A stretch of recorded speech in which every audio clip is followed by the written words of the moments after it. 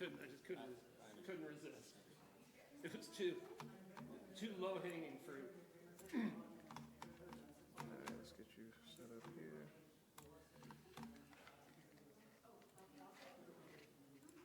All right, so everything is live. Extra, yeah, you should be good to go. We'll get rid of this again. There you go. You should be good. Brilliant. Right. Norm, thanks so much, Yeah, man. no Really problem. appreciate Yeah, it, no eh? pleasure. All right. I should just start to save time. I didn't know if Usha Tom? was coming down to. I think Usha is supposed to come. I can just introduce myself, though. Okay. Uh-oh. That's not supposed to happen. Jesus. Was that a little dodgy? Can you see the arrows? Yeah, you can. I was trying to see where the mouse at. I don't know where the mouse is at.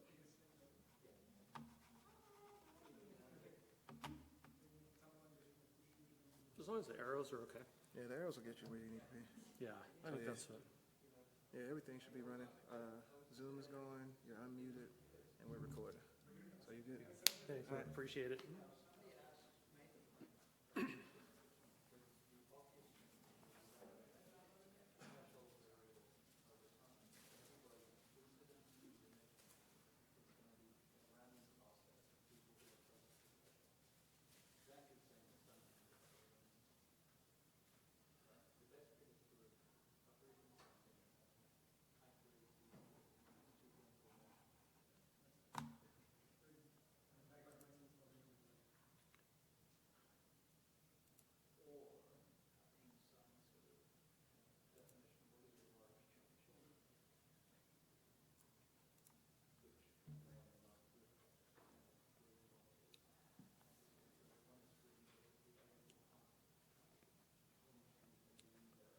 So I think there actually are people on Zoom.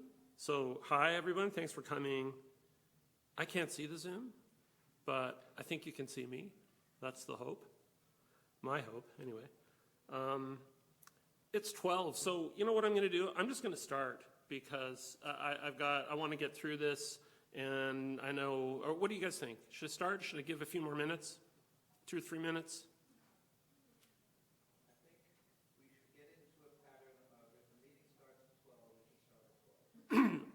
All right, all in favor?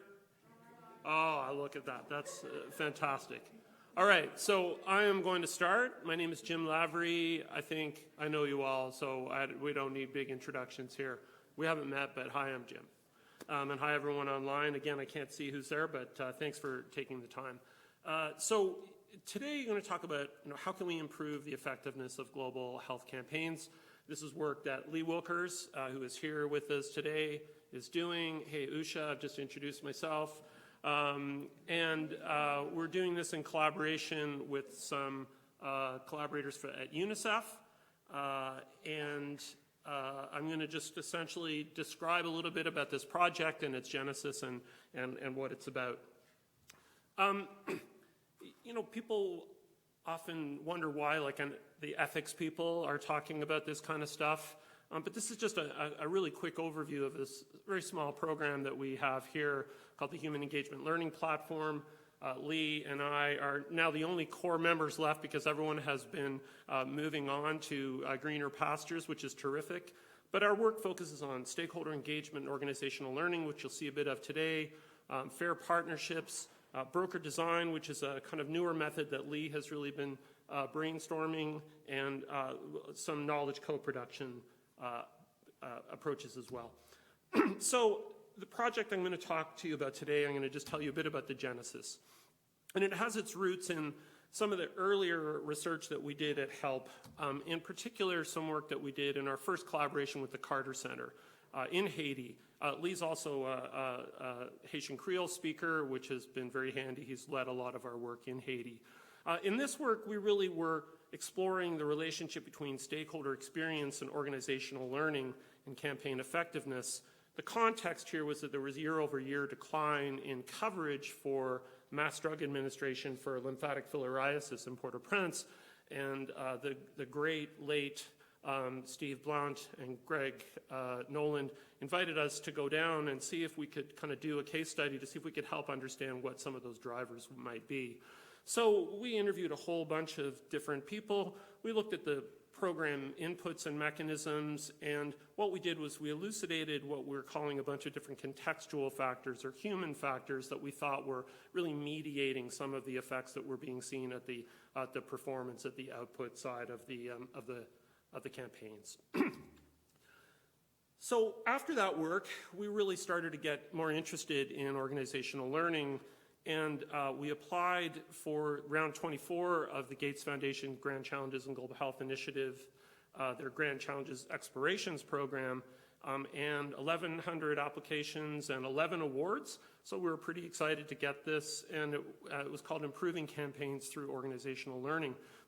Incredible range of partners here, and $100,000 first round, and I thought had a very, very strong second round application. Gates Foundation awarded no grants in the second round. And so the entire platform of funding actually just disappears, $1 million round two. So that was a little bit of a kick in the teeth.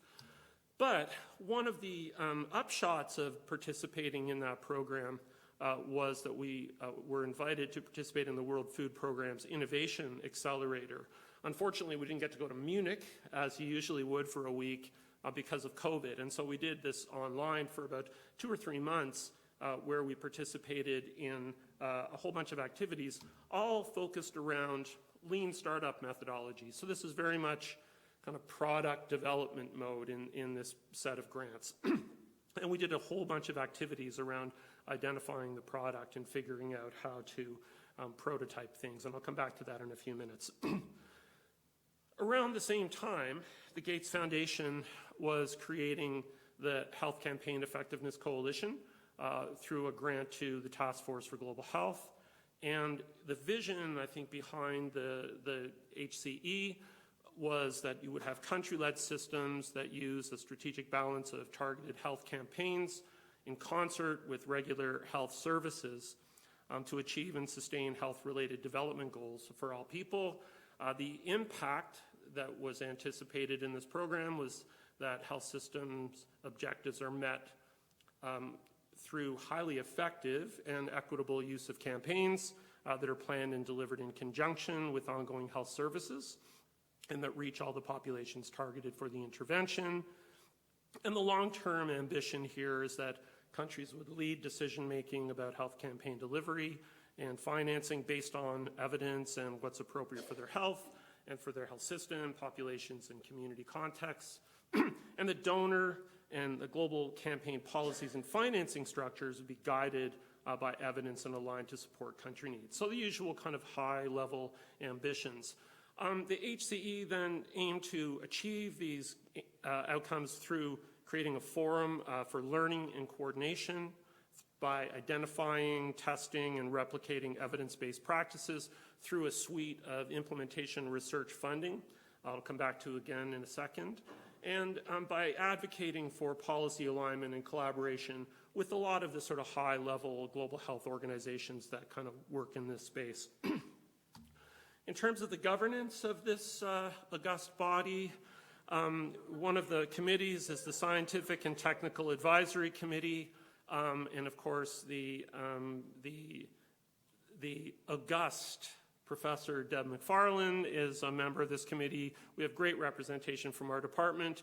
Dr. Greg Nolan from the Carter Center is also an adjunct professor in our department, and I'm currently the chair of the STAC, and so we have good representation from our department. So just a really quick overview about what we're talking about when we're talking about campaigns. So, and these are definitions that the HCE has been using. So campaigns are time-bound, intermittent activities which are deployed to address specific epidemiological challenges, to fill delivery gaps, or provide surge coverage for health interventions. And they can be used to respond to disease outbreaks or eliminate targeted diseases as a public health problem like malaria, or eradicate diseases altogether, as is the case with the goals for polio, or achieve other health goals. The high priority campaigns for the HCE are NTDs, malaria, polio, vaccine preventable diseases, and vitamin A. And each of those kind of campaigns will have a different set of interventions, different sets of drugs. For example, they'll have different performance targets, often set by, say, WHO guidelines about coverage. Different age groups that they're targeting, like children, for example, in a lot of these, and adults in some MDA, and then different frequencies of running these campaigns, and different modes of delivery and points of delivery, either fixed post delivery or door-to-door or facility-based delivery. What we're most interested in is how we've been thinking about what makes a campaign effective. And traditionally and conventionally, I think we have settled on some quite narrow views about what constitutes effectiveness in a health campaign. Primarily, we're really focused on coverage. So what proportion of the eligible population receives the intervention in the context of a campaign? There's been more interest in considerations related to equity, so the ability to reach and identify and reach more vulnerable or at-risk populations. And cost effectiveness is always a really important issue. Professor McFarland has been working on this issue, and Aaron Stone, who's here as well, has been working on this issue with the Health Campaign Effectiveness Coalition. And it's really, can you achieve the same things or better at lower costs? And really the goals, the overarching goals then, are disease control, elimination, eradication, and reducing morbidity and mortality. So our project now starts to take focus a little bit around one of the investments in the HCE on that implementation research agenda that I was telling you about, which was a grant to UNICEF. This is Drs. Andreas Hassman and Annette Emohi. They're from the nutrition team at UNICEF. And they did this study that was really looking at measuring effectiveness beyond coverage. It's a little bit messy, and it might be a bit blurry, but just to give you a quick sense of what they did, they took a primary healthcare performance initiative sort of conceptual framework, and they used that as a starting point. They did some lit review, and really importantly, they went out and they talked to campaign managers and program managers in their vitamin A campaign teams. And they asked them, what do you guys think effectiveness is about? Like, what kinds of things are in your mind when you think about effectiveness? And they mashed all this together, and they came up with this list here of 11 different things that they called parameters. And essentially, their parameters of effectiveness are really key elements or dimensions of effectiveness beyond coverage. So one of the things that we get to do as members of the Scientific and Technical Advisory Committee is review some of these studies as they come in. And so I was actually asked to review this study when it came in. And so here are some of the points that I made back to Andreas and Annette on this study. First of all, this is a super interesting collection of concepts that we're seeing reflected in these parameters. Second, I think it really shows that campaign managers are actually thinking about effectiveness beyond the more narrow constraint that we usually do in terms of coverage. But, and this is really where the project starts, these parameters are all meta-concepts. And what does that mean? Those of you who have taken my class know exactly what a meta-concept is. But a meta-concept is essentially a concept that's about other concepts. It really doesn't have any inherent meaning unless that meaning is stipulated or specified. Global health is the Olympics of meta-concepts, right? So the problem is that they're not concrete or specific or granular enough to support reliable interpretation or meaningful measurement. And so my comments were that this is potentially really valuable, but in order to be valuable, you really have to do some additional unpacking of these ideas that in a way that might better support measurement. So fast forward a little bit, in last September at the STAC meeting here, live and in person in Atlanta at the task force, a few other points came out of that meeting. Number one, there was recognize a need for greater clarity and agreement about what we mean by campaign effectiveness. Second, a clear understanding of a need to expand our understanding, rather, of effectiveness beyond coverage. A need to improve our ability to measure such an expanded view of effectiveness. A need for data and measurement to inform improvements in campaign performance, and a need to gain a better understanding of how campaigns contribute to a broader kind of set of country-level goals, and I'll come back to that in a minute.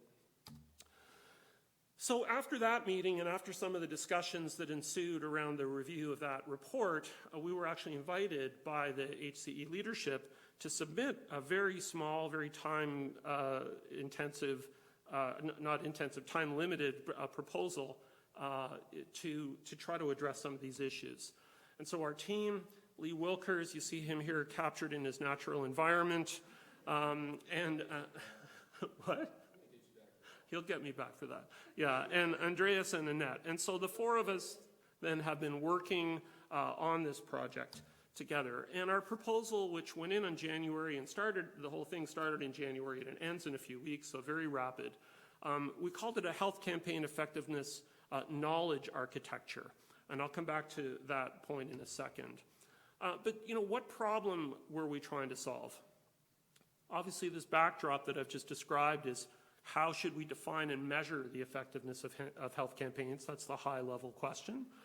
But we know that the complexity of health campaigns makes measuring the full scope of effectiveness that you see in that unpacking very difficult. And as a result, as I said, we tend to focus on things that are easier to measure, like coverage. Coverage actually turns out to not be that easy to measure, but it's easier to measure than some other things.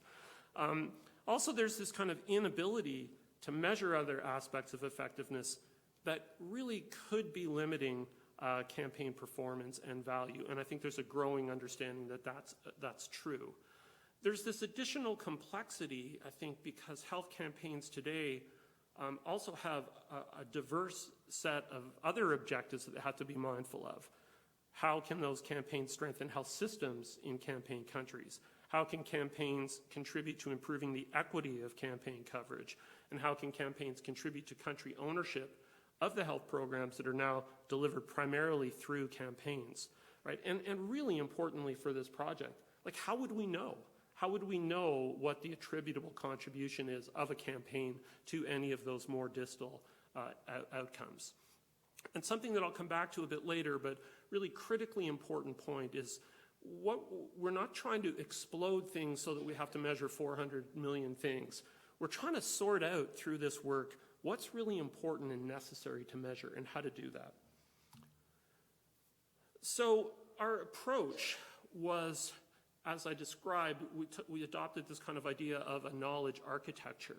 And really what we mean by that is some kind of preliminary program logic for health campaigns. Not that they don't exist, but one that comes to this problem sort of afresh. The aim is to identify and define campaign inputs and their associated effects, so both at the campaign level and at the country level, and to assemble available data to operationalize that program logic. And very importantly, and very important to the HCE, was that they really wanted to build on the key parameters of campaign effectiveness that had been identified by UNICEF through this investment, in part because they reflect the experiences and perspectives of campaign managers and other campaign stakeholders about how specific effects and aspects of health campaigns that they consider to be important and useful and desirable are captured. And second, because Andreas and Annette also did some case studies looking with those program managers to look at how they might prioritize these parameters. And they also identified a real need, I think, to model some of the connections between campaign inputs and effects and how we might think about their prioritization to inform decision-making in campaign implementation. And so, we just whipped up a little sketch of the overall scheme that we were trying to do. So number one is to sort of try to get our minds around how to think about campaign inputs. Number two then is this campaign level effects where most of those UNICEF parameters cluster, and then try to see whether they give us any suggestions about how they might relate to broader country level effects. And of course, the whole idea here is to build something that has some analytic capacity to have a data-driven evaluation that can feed back in a sort of learning loop idea, and I'll come back to that again as well. So what would change as a result of this? Well, it could help campaign funders and designers and managers and evaluators to improve the specificity and visibility of campaign goals and outcome measures. So in other words, a kind of improving situational awareness of the desired effects about what it is exactly that you're trying to accomplish with your campaigns. It could provide a framework for new measurement and analysis strategies for effectiveness, sort of beyond coverage, including the contribution of campaigns to those key country level goals. And it could also serve as the basis for various types and levels of navigation or decision support tools. Okay, so with all of that then, I'm going to just give you a really brief sense about our progress to date with this very exciting project. But before I do that, let me ask you a question. What do you think the most common advice or direction we've received so far from funders and everybody with all of this backdrop?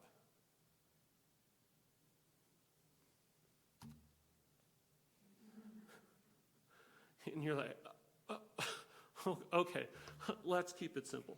So what we've done in rejection wholeheartedly of the let's keep it simple, we've appealed to the great American jurist Oliver Wendell Holmes, who said, I would not give a fig for the simplicity this side of complexity, but I would give my life for the simplicity on the other side of complexity. And so what he meant by that is that, if you just have simple things that haven't grappled with and accommodated or incorporated, the complexity, they tend to be low utility. But there is this kind of curve where if you can grapple with the complexity, if you can get through it and incorporate that thinking into your simplification, that you can end up with something that's got higher utility. Stay tuned, and you let us know what you think is going on. So the first thing then that we said that we would do is to try to develop some kind of modeling of campaign inputs. And so for our purposes, a campaign input is something that's capable of affecting the outcomes or effects of a campaign. So inputs can be tangible, they can be products, they can be people, they can be supply chains. And from a lot of our other work, we know that inputs can be intangibles. They can be the way that a goal is structured, the way that decisions are made, reasoning, quality of relationships, or various insights or behaviors from stakeholders. They can all affect the way that campaigns perform. Inputs can occur at least 3 levels: before planning, during campaigns, or during implementation, or after in various forms of review and learning. And inputs are either internal to campaign, so for example, the products that are used as the campaign intervention, or a decision to increase a budget, for example, or external to the campaign, weather, emergencies, finance decisions by governments, etc. So this is a kind of whiteboard. I'm just going to walk you through how we've been trying to lay this out for ourselves and try to, as a way to think it through. Don't get too granular with your critical questions about how it's structured. It's really been a kind of a working board for us. But the first thing, and this is kind of based roughly on some UNICEF vaccine categories, but the first kind of domain and inputs is campaign strategy deliberations. Like, what are the goals of the campaign, and what are the program implications of adopting those goals? And we're also very interested in rationales and hypotheses and assumptions as we start, leaning towards getting better understanding at an analytic level. And then once you've kind of got your mind around that, there are campaign design and budget deliberations that happen. And again, these are things about, decisions about supply and things that fall usually under micro-planning. I won't read them all, but you can see that kind of list. But of course, so much of this is either enabled or not enabled through financing. And so we're very interested in financing conditions. And we're interested in how financing changes from campaign to campaign. So things like, did the total budget increase, or did the campaign financing increase? Did it decrease in total? Are there new investors? Is there a change? Are there loss of investors? Is there new distribution among the investors? Are there new guidelines that you have to follow, etc.? And then we're interested in the types of budget decisions that get made. Was there a total increase? Was there a total decrease? Did you add a new line item? Was there a removal of a line item? Was there an absolute or percentage increase or decrease in various items in the budget? And as you kind of work all of this through, you come out to a final budget. And again, for reasons that we're trying to get to, we're very interested in focusing on proposed changes. So, for example, did you add a new line item, or did the amount for a line item change? And what was the justification for that change compared to the baseline? So to make it a bit more concrete, what we really want to know down the road is, if I increase my training budget for this campaign by 12%, what happens? What do I get? And can I track that change in the input to some of the effects that we're interested in, right? So that's the kind of thing that we're ultimately trying to sort of work towards. So at some point you got to launch the campaign. So now when you launch the campaign, you still have inputs, but those inputs then come really more in the form of management decisions. So, you know, we're interested in that. What kinds of decisions and campaign adjustments are made and why?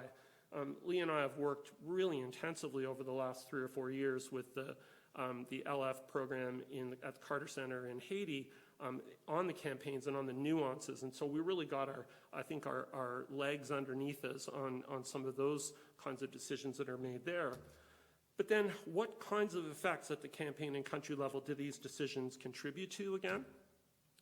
What kind of data collection then can happen around those effects? What kind of analyses are done?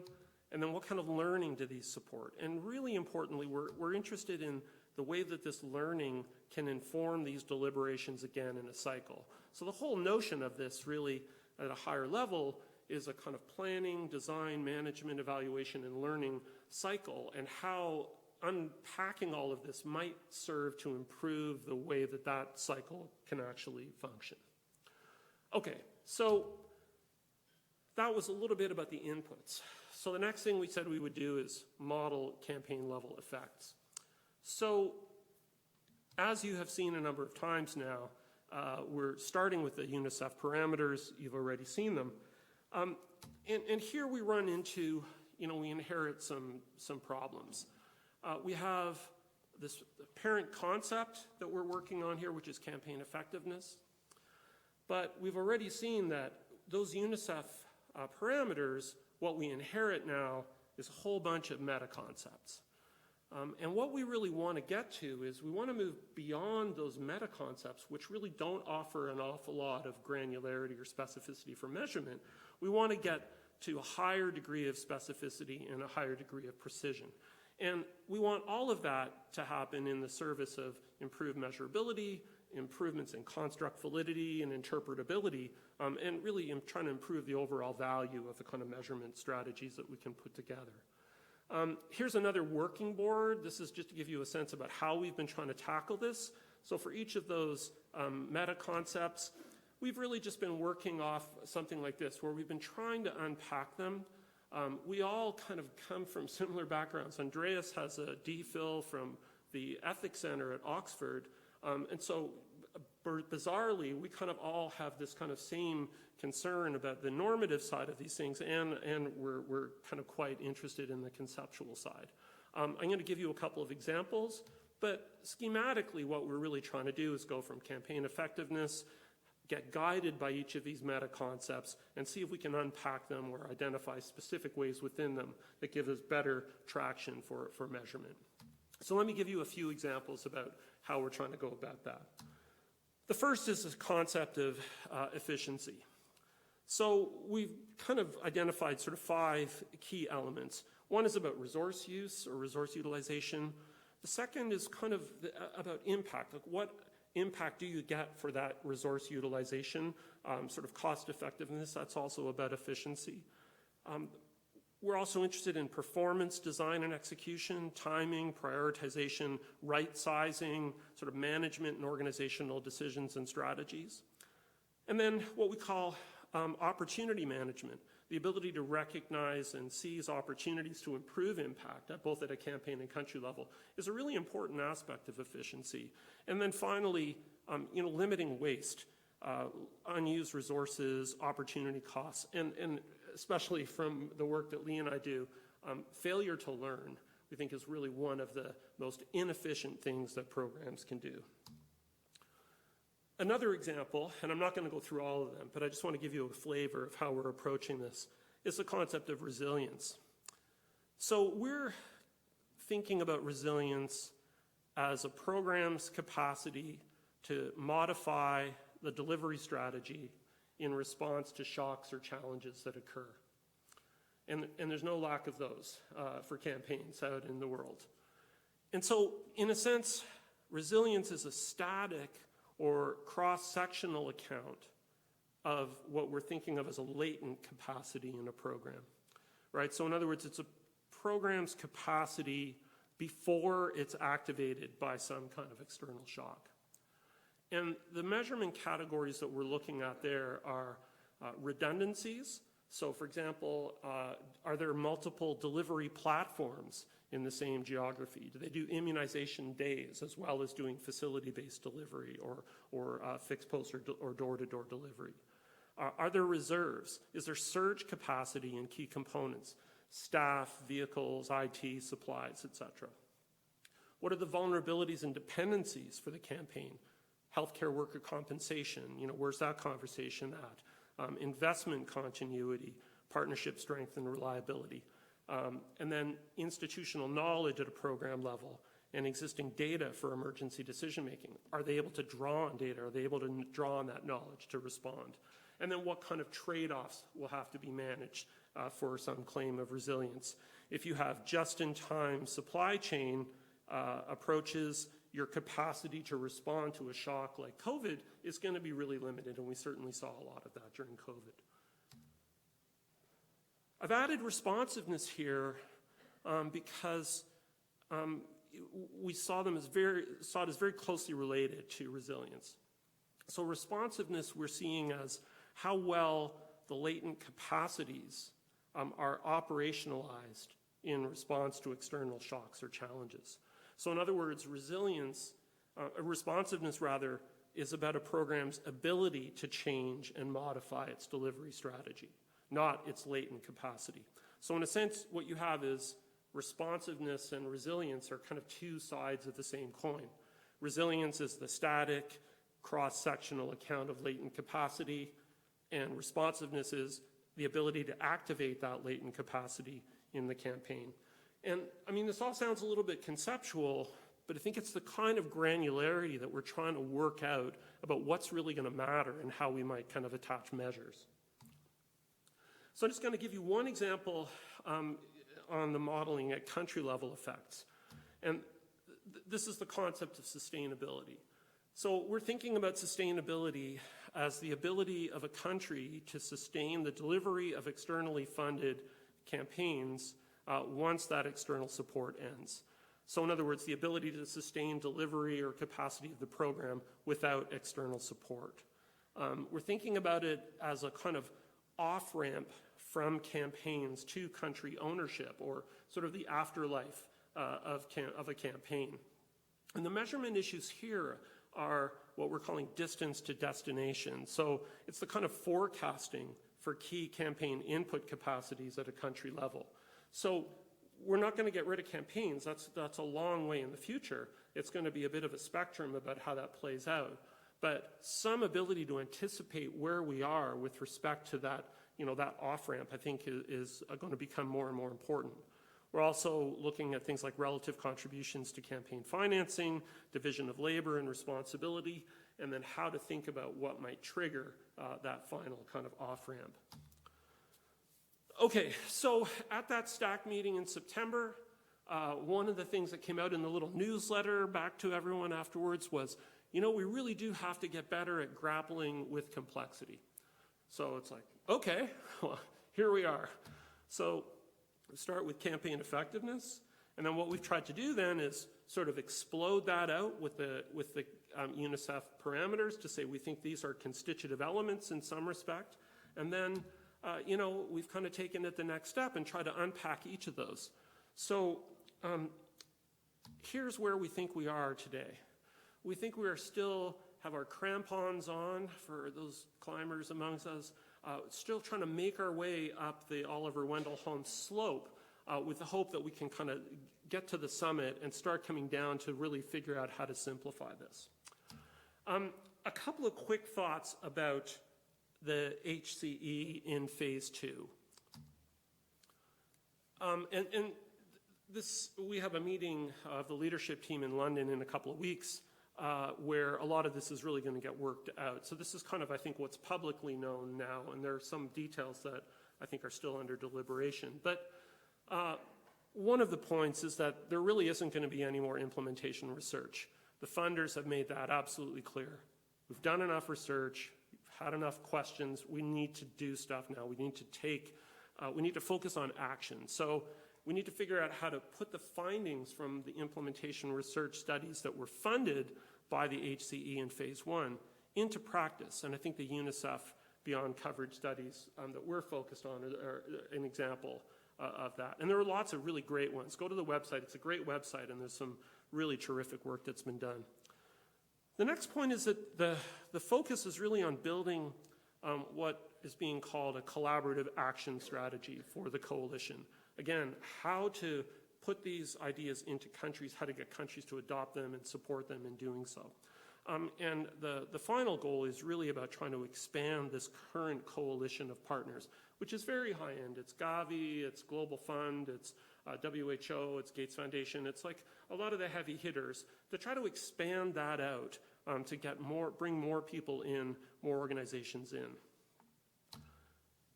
So with that backdrop, and I've put this in fire engine red because that's, you know, kind of what keeps us up at night, there's a really pressing need that has been articulated in no uncertain terms to us to provide some kind of actionable product from this work, some kind of prototype that can be put in the hands of a user and tested and developed and refined in practice, but not a request for more research, as, you know, the conclusion of most theses are.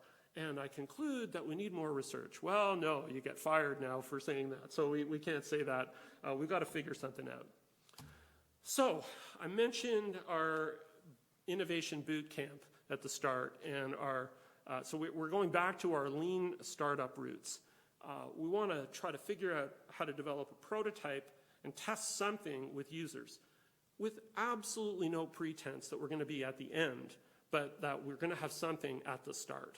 And so that's really what we want to do. And one of the concepts in lean startup methodology is this idea of a minimum viable product.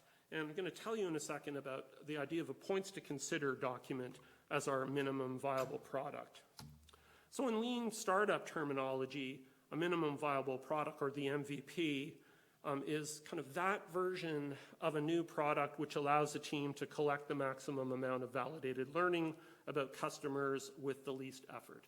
So we've got the corporate kind of thing, we've got the strategic management focus, but the idea is actually, you know, it shouldn't be so foreign to us in research space. It's about trying to implement what we find and turn it into things that can be used. So our MVP is, at least today, is a points to consider document. These are actually really widely used in a lot of different areas. So the general purpose of a points to consider document is to provide clear, concise overview of complex topics or issues for users. They're typically used in regulated industries such as pharmaceuticals, medical device, and food safety to provide updated recommendations on how to meet regulatory requirements or standards or best practices. Considerations in those contexts often include important scientific questions that the regulators believe should be addressed by sponsors or applicants. And they're meant to assist the sponsors in determining what types of data should be submitted in support of applications for new products and services. They usually don't know, or often don't know, as we kind of break ground in new areas. The point about them is that they can increase awareness of key issues, even in the absence of data, or even in the absence of the ability to measure. You can just sort of highlight that something may be in play, even if we're not good at measuring it yet, just to increase awareness. And so an analogy that we've been kind of using is to a rudimentary map, where the map will have labels and describe key points in the map, but it has limited or no real ability to guide you through the map. So it's got some utility, but it's very limited utility. And so now I want to walk you through the question, how can we help campaign funders, designers, implementers, and evaluators improve effectiveness? And we're trying to build on this analogy with the evolution of maps and navigation. So that's a map of Atlanta. You know, it's a while ago, 1800s, I have no idea, but it's a while ago. So imagine when it came out, super useful, right? Now all of a sudden you've got some notions of scale, you can kind of see where things are relative to one another. It's not telling you where you're going or whether you've arrived. So you fast forward, and what you get is you get a completely different level of granularity. And there are all kinds of different things that that map can do that the first one can do, but it still can't tell you whether you've arrived. It still can't tell you how long it's going to take you. You don't have guidance, but you have a much more robust type of considerations that become in play. And then, you know, this morning, hey, I've got to go and do this thing. So, you know, you open up Waze, and now those maps are, even the function of those maps have changed fundamentally. Because now what we have are not only as high resolution mapping as you want, but now we have this real-time kind of interactive navigation. So that's the kind of analogy that we're really very interested in. So if you start then with the points to consider, and again, suspend disbelief, please accept that that is an analogy, but if you take that points to consider document that labels and specifies and tries to describe some of the effects that I described to you as a starting point, then maybe the next step is kind of predictive analytics and building a learning environment where each of those things can be interrogated and examined. Well, it turns out that that's a dashboard from another study that was funded through the HCE in Rwanda, where if you look carefully, they've taken a number of those effects that we were already talking about, and they've figured out where to get data for them, and they're now representing them in various types of dashboards. So it's predictive, but it doesn't tell you where you are. It doesn't give you the full navigation. So what we're really interested in, although not in the short term, but we're interested in the more intellectual sense of it, is AI-based interactive guidance. Super controversial in lots of ways, but it's no longer science fiction. It's here, and people are using it, and they're using it intelligently, and there are ways of kind of grappling with this. We're not doing it in our project, but we're very interested in where that whole cascade from points to consider right through to AI-based guidance could eventually go. And I'm going to finish up with a prospective use case of our MVP, which is our points to consider document. And this is hopefully an application with the Global Fund in the way that they review country applications for campaign funding. So the Global Fund has different kind of approaches to country allocations. They've already made it clear that they're grappling with this problem as well. How do we review these country applications that are coming in for us to fund campaigns in light of this kind of evolution in our thinking about effectiveness? They're not sure how to do it. They're seeing that as a problem. So it's a natural use case in the sense that that conversation is already underway. So, you know, really quite simply, what we're saying is, let's go back to that map analogy. Right now, you probably don't have any kind of map towards that expanded view of effectiveness. So what if we were to just introduce to you a reasonably well-structured points to consider document the way that it shows up in lots of other policy spaces, and see whether or not just using that, whether improving your situational awareness about what it was that you're trying to accomplish with your campaigns, whether that might give you at least some very, very starting guidance in how you might develop your approach to reviewing those proposals. I'm going to end with one story from the Lean Startup that Lee and I love. It's really one of our favorite stories. Most of you here won't be old enough to remember the Palm Pilot. But any Palm Pilot folks remember? I had a Palm Pilot. Yeah, Erica, an old soul. Yeah, so the guy who invented the Palm Pilot, his MVP, his minimum viable product, he thought, you could probably get a screen and you could probably write things down that you needed every day at work. And he thought, but that we can probably solve the technological side of that. But it's not clear to me whether people would actually use it. So what he did was he got a little piece of wood, like a 1x3 or something, and cut up a little mock and taped it around the edges and drew a little screen on it. And then he had Velcroed a pencil to the side of it so that it would fit in his pocket. And this guy's like a CEO or something, right? And he wandered around for the week and he said, every time I need to jot something down or refer to something, I'm going to pull it out and see whether or not I would use it. And at the end of the week, he said, I think I actually would really use this thing. So the MVP was this wooden thing with tape around the edges and a pencil in his pocket, right? And I think we tend to underestimate the value of getting something like this into play that then you can start looking at the components and building out. So I'm going to end there with the Palm Pilot story. Thank you for coming. Thanks for your attention, and look forward to any comments that you have. Oh, one thing I should say, if anyone is interested in this, one thing we didn't talk about is data. We're really having a hard time finding pre-existing data that fit really, really well. That's the next kind of stage. But if anyone is interested in the data side, please let us know, because we're just going into our final round of sort of consultations, and we would love to talk to more people that kind of have their hands on data or know where kind of data might exist for this kind of stuff. So let us know. Good, thank you. And I can't see the Zoom, so I don't know. My apologies, but I can't get this to kind of show up. I guess I could, let me see if I can stop sharing. I'm trying to click on the screen sharing window. Oh, no worries, Jim. There are no questions on Zoom.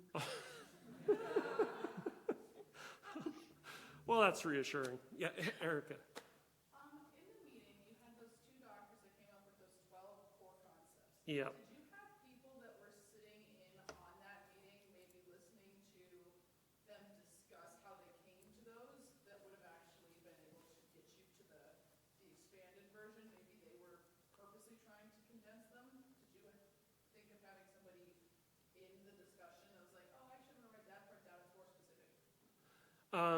So it's a question for Andreas and Annette. They probably have transcripts, I would imagine. They did those case studies in Mauritania and I think Sierra Leone, Lee? Yeah, so they, and I can't remember how many people they met with, but I think what they were trying to do was distill what they learned from them into those kind of categories, if you like, or those parameters. Your point's a really important one, though, for the reasons I described on the input side, that having the label, having the category, being able to name the category, being able to kind of define it to some degree is one thing. But I think understanding where it comes from and what its potential relevance or value might be for that particular set of stakeholders, I think is really, really important. So I think you've put your finger on that, Erica, and I think we can go back and kind of try to learn more about that. Yeah, it's a very good question. Yeah, Usha.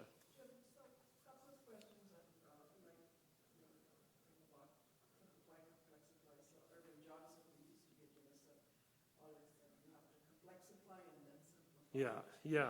But we often forget to simplify. Yeah. But before your question, though, I actually think that in many ways the opposite has been true. I think we're terrified of complexity. I think we don't deal with it well in global health. And I think what we've done is we've actually avoided it. I think we've tried to run away from it. So I think maybe this is our complexification. Maybe we're finally sort of allowing ourselves to go through the pain of actually having to look in real detail about what these things mean. We have to come out the other end. So sorry, but yeah. Well, I guess my biases come from the field. Thanks, Ari. There's a lot of complexification, so in the area of nutrition. Yeah. My question is, I have couple of questions, so I don't take too much of time. One is coming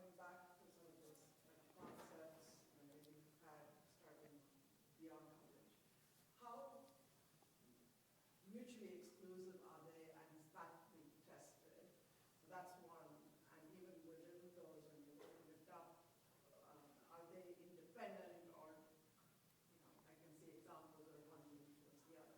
So that's just something that you all thought about, because that may help your simplification later on. Yeah. And then, is there any sense or testing of, while conceptually, they're all important, etc., but let's say you go to country X and they're like, these are the 4 things we want to focus on. We're not saying the others, they just have that situational awareness.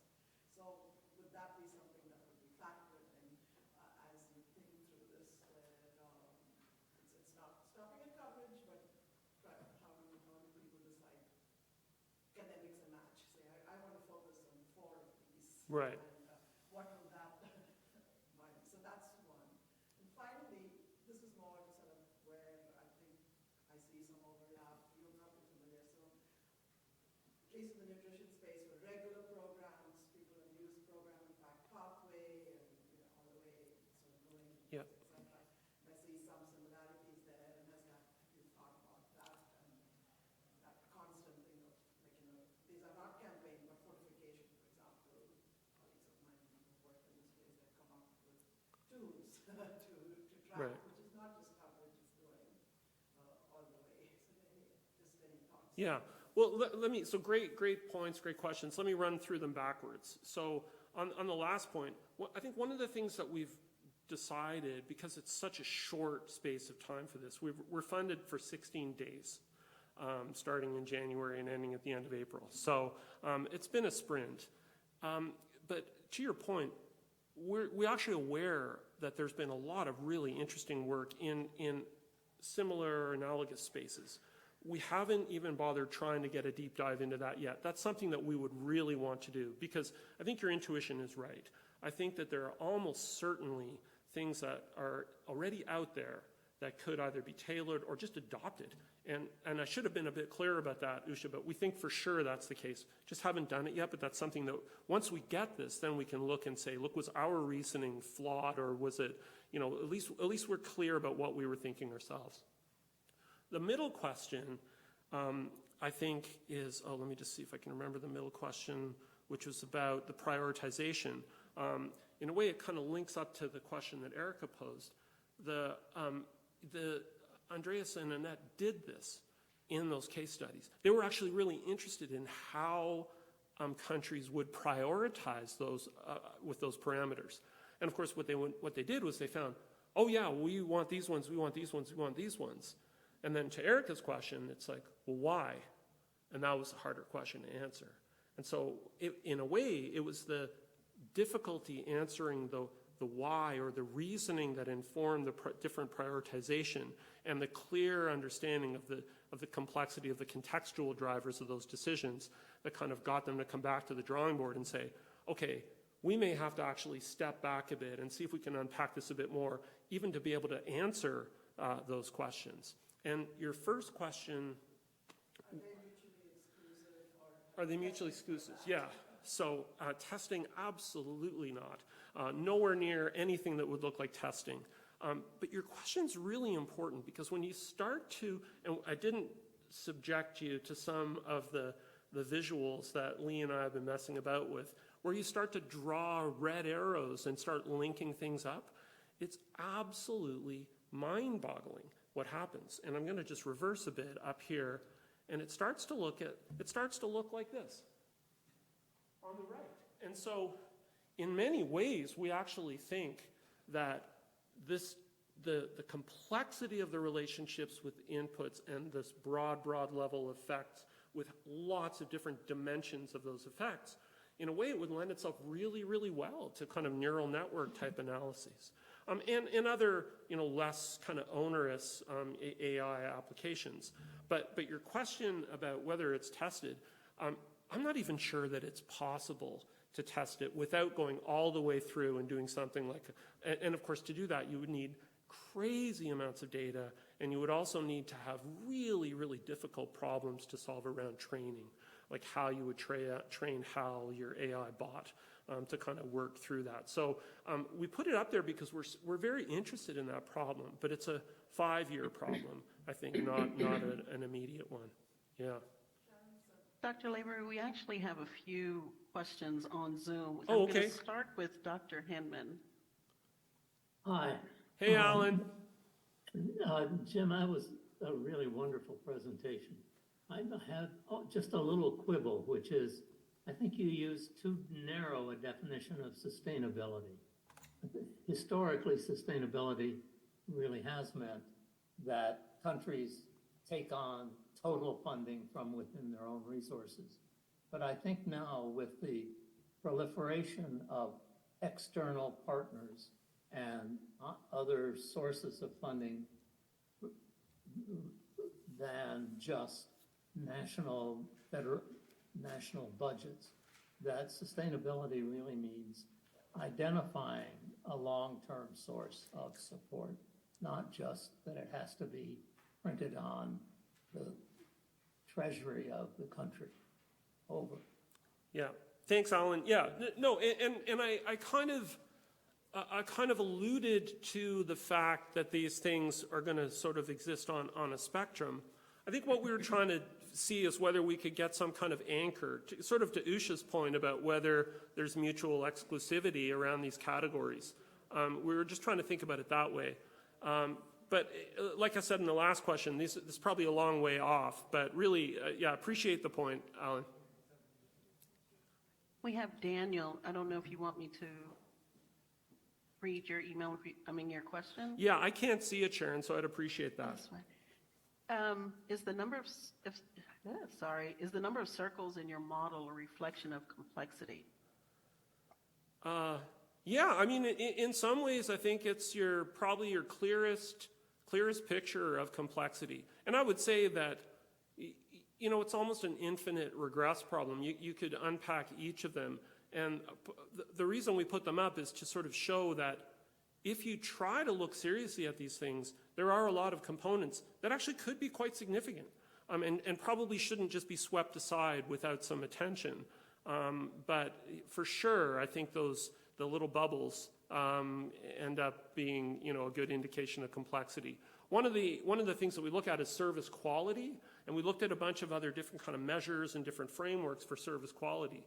And ours is a kind of underrepresentation of the kinds of dimensions that are out there. So yeah, good question. It's a good way to think about it.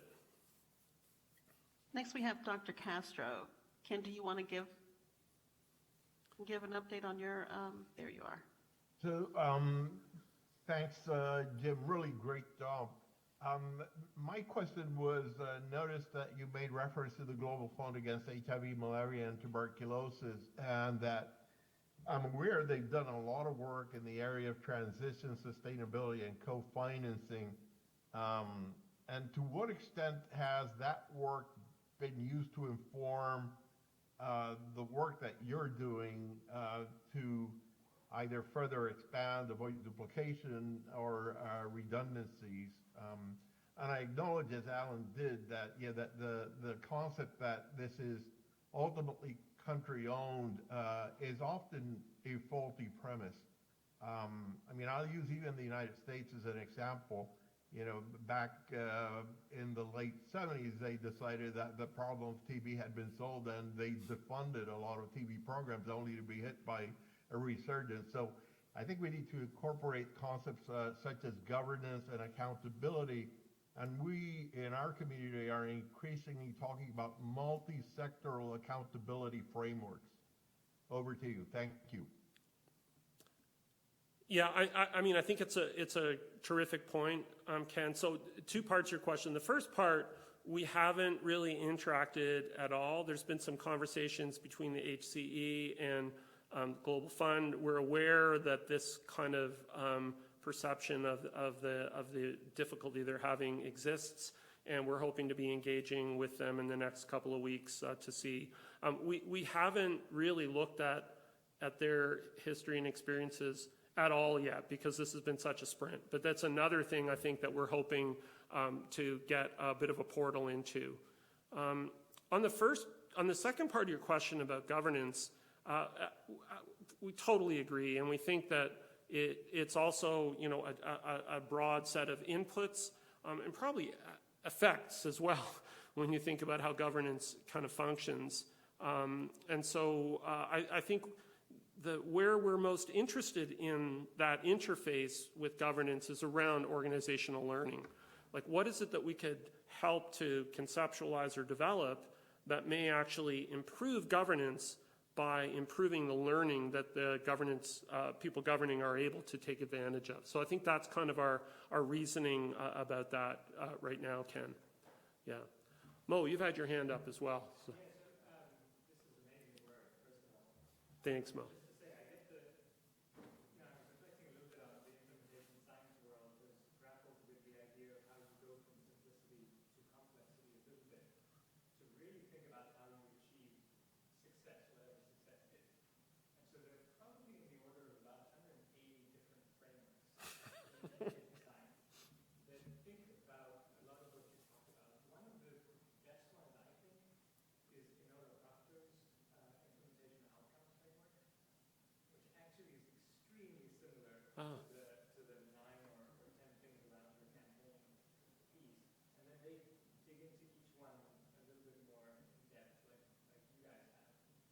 But what's common about all of them and how we use those frameworks is that we actually leave them as menus. We don't try to go further and say, Yeah. yes, you've arrived at complexity, now you've got to go back to simplicity. Right, right, Leave it at complexity.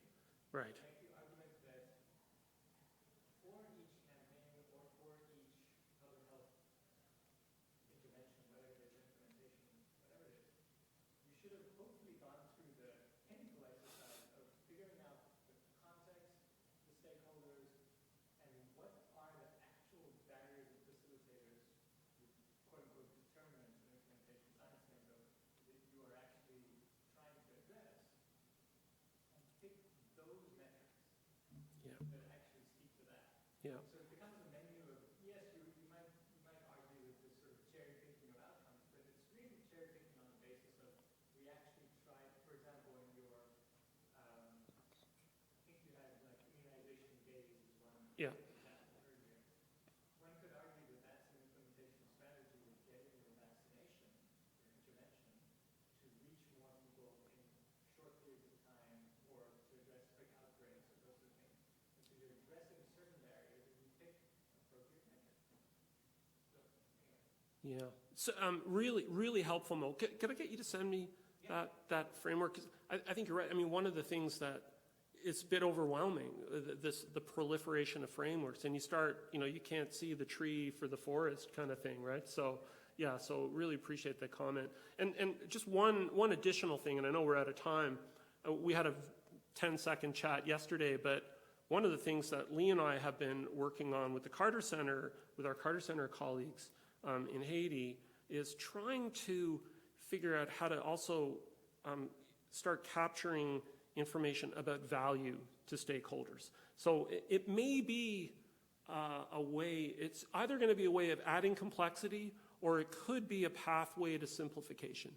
We're not sure, but there are different ways of thinking about, you know, value for various stakeholders or stakeholder groups as a focusing lens rather than an exploding one. So that's something that we're really quite interested in. So I'd love to talk to you more about that. I think we have to kind of wrap it up. Thank you guys so much for coming. And thanks everyone online. Really appreciate all the comments and questions. Thank you. Also, just to tell you, the implementation scientists gave up totally on proving that things work. There's literally no framework that has any numerical. Yeah, comforting. That is very comforting. Thanks, Mo. Thanks for coming. Thanks, Jitten, Dr. thanks for Lavery. coming. Yep. I was get. Are you guessing my name? No, I just. Namrata. Namrata. Ah, I'm just not here. I know. Great. Namrata, thank you. Thanks for coming. Thank you for sharing. Hi. I just wanted to say hi from Nigel Banter, what he sent me. Oh, hi. Nice to meet you. Nice to meet you. I'm his wife. Oh, are you? Oh. So I just thought I'd pop in. Oh, that's awesome. Yeah, so Nigel was, he was just a gem in that course. He loved your class. Oh, well, he was, you know, he was sort of like Lee, although Lee was grumpier. Yeah, sorry, what was your name? Tamsin. Tamsin? Okay, this is Lee Tamsin. So Tamsin's husband, Nigel, was in my course. Okay. And he was like one of these kind of Lee Wilker, vain, intellectual guys where at first you're like, oh, is this guy going to get in trouble? Like, he's too smart for this, you know, but he was lovely. Yeah, that's great. Oh, Yeah, good. he just won't say hi. But Good. he And class. he has a class, yeah. And so are you here as well? I graduated with my MPH a couple years ago. I work at HSRD. Oh, that's Yeah. great. Yeah.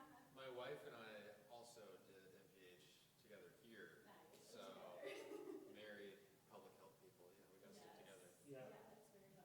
And I used to sort of, when you were in our class, because I had met Jen, I think. I just met her around that time. I think I met her before I met you through some people in the class. And then Jen was like, Lee's in your class. And I'm like, oh, I'm going to give him a hard time. She's like, yes, give him a hard time. Okay, I like this one. But Yeah. yeah. Yeah, that's great. Well, I really appreciate you saying Of hi. course. No, this is a great topic. Great. Well, I appreciate that. Yeah, thanks. And thanks for coming. I appreciate that. Thanks, Tamsin. Nice to meet you. And say hi to Nigel for us, obviously. Oh, yes. Hope he's doing well. Oh, yes, he's great. All right, so let me just shut this puppy down here. I'm gonna make sure this is off before I start swearing and everything.